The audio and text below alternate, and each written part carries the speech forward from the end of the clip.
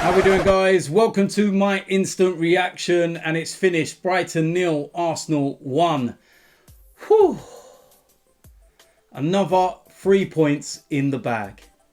That one was tough. That was actually tougher than the Chelsea game when you got to think about it. Now, Brighton are in a position in the league where, you know, similar to us, they've got to fight and try and pick up as many points as they can, because they certainly don't want to be relegated this season. But, you know, with our record against Brighton over recent years, it's not been great. You could say that they are a bogey side to us. So when you look at that and you look at the fact that it was not a great first half performance, it was very, very dogged in its display, but just lacked creativity and cutting edge.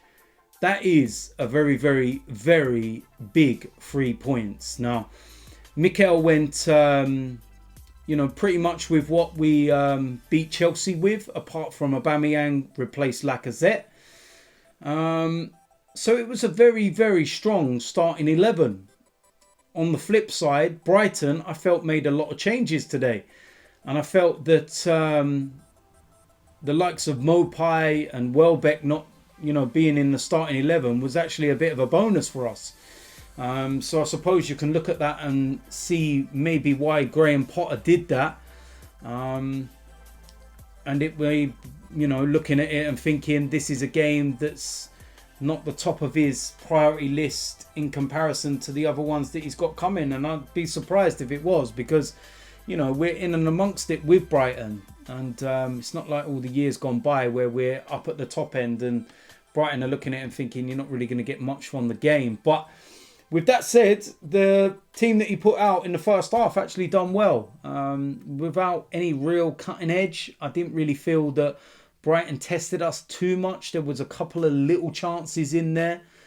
But apart from that, there was nothing really major.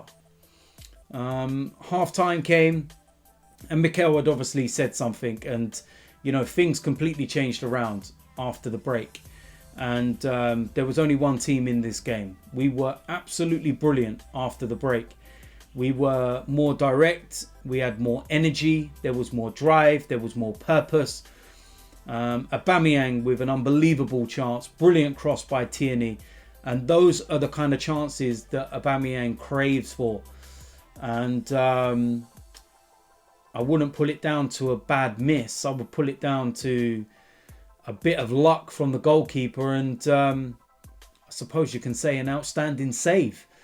Albeit that there was luck in there, of course. He didn't really know too much about it, but that's what goalkeepers train for, to get their bodies, you know, in the right place at the right time and put everything on the line. And it was one of those. If you're a goalkeeper, you would have been looking at that and saying, what a fantastic save. I suppose if you're an attacker or somebody that likes to see goals, you'd probably be going, what a miss, what a miss. But yeah, not for me. Give the goalkeeper some credit. Martinelli had a chance just after that.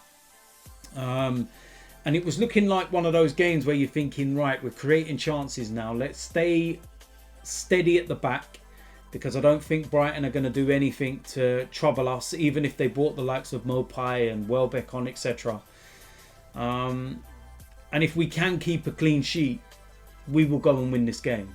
That was my mindset. Keep a clean sheet, we will win this game. And then Mikel Arteta makes the substitution.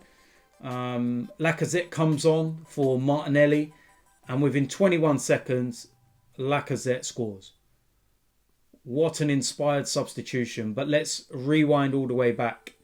First of all, I think it was the right decision to take Martinelli off. I think that he had one of his quieter games.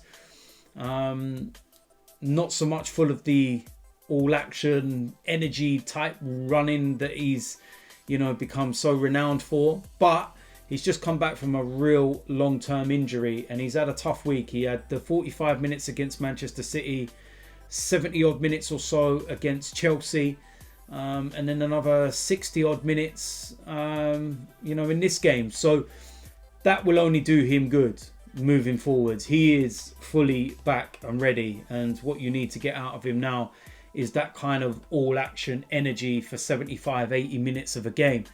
And it will come. It will get there. And his sharpness will as well. And so will his goal scoring and everything else. But made the substitution. But the goal was made by Bukayo Saka.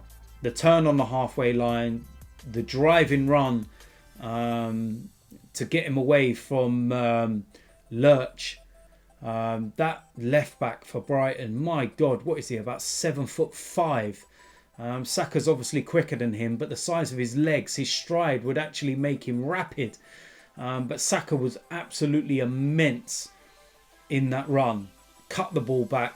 Lacazette, first touch was just perfect as a striker. And then I think it was Lewis Dunk that threw himself across the line of the shot. And Lacazette literally just used his body to bend around him, which unsighted the goalkeeper.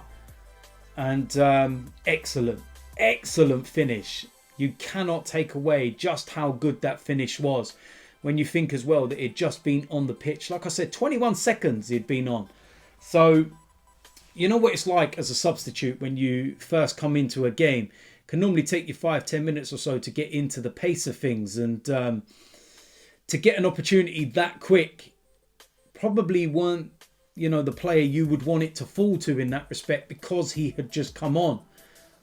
But my word, you would never have thought it because it was, like I said, absolutely superb. And we get the one goal, and in the next 20 minutes, it was kind of sit on it, don't do anything stupid, dig in deep, don't give them any chances. And to be fair, we didn't. Let's be honest about it. In that final 20 minutes, what real chance did Brighton have? They brought the likes of Maupay on, but there was nothing. No cutting edge, no energy.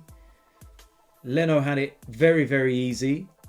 And I don't think there was a lot to do in that final 20. A few balls pumped into the box. That's about it. But apart from that, we dealt with them. Holding and Murray were absolutely superb. Bellerin and Tierney were working their absolute nuts off. Cabellos came in and gave us a bit of energy in the middle. And we did what we needed to do. And that was the most important thing. 5 minutes injury time. And we were very smart today. I think against Chelsea, when we were 3-0 up, we got a little bit careless and went a little bit gung-ho trying to get a fourth goal. Instead of just sitting there and saying, you know what, we've got 3, job done, let's move. And Chelsea broke and scored. And I think today, although we didn't have that, cushion of 3 goals or anything, the players were very mindful not to do anything stupid. See the ball out in the corner. You don't need a second goal. You've got the 1. 3 points is there. Don't do anything silly. So we went and stayed in the corner flag. Maitland-Niles came on and he contributed to that as well. Staying in the corner flag, just wasting time. And at one moment we was down in the corner flag, and before I knew it, I looked up and 3 minutes had gone. Just wasted in the corner. And Brighton are trying to, knock us all over the place and get the ball back, and desperate times and whatnot. But we did what we needed to do, and we kept the ball away and got the 3 points. And like I said, those points are massive in the grand scheme of things. That Chelsea victory would have meant nothing if we did not pick up 3 points in this game. It's a brilliant way to end 2020. 2 wins on the bounce. You look at some of the results in the Premier League over the last couple of games, and you can see how difficult things are. And all of the big sides are dropping points.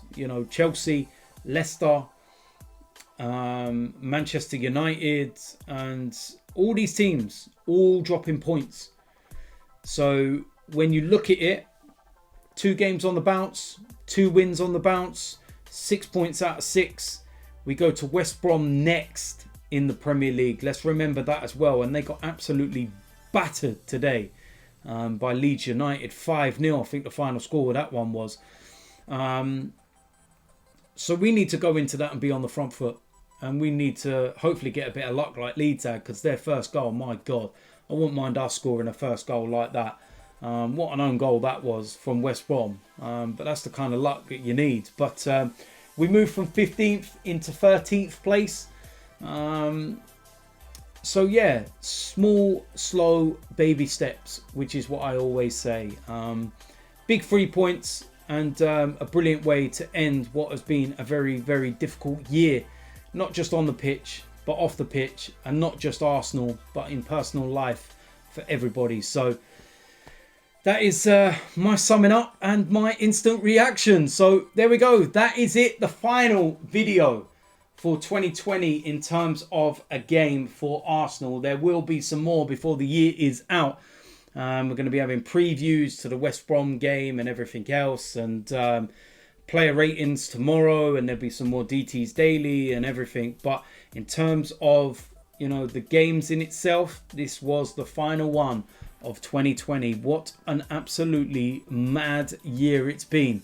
Like I said, not just Arsenal, just in general with COVID and everything else. So it's a brilliant way to sign off with 3 points. So if you're new around here, make sure you hit the subscribe button. Make sure you smash a like on this video. And I will see you lot soon. I'm out of here.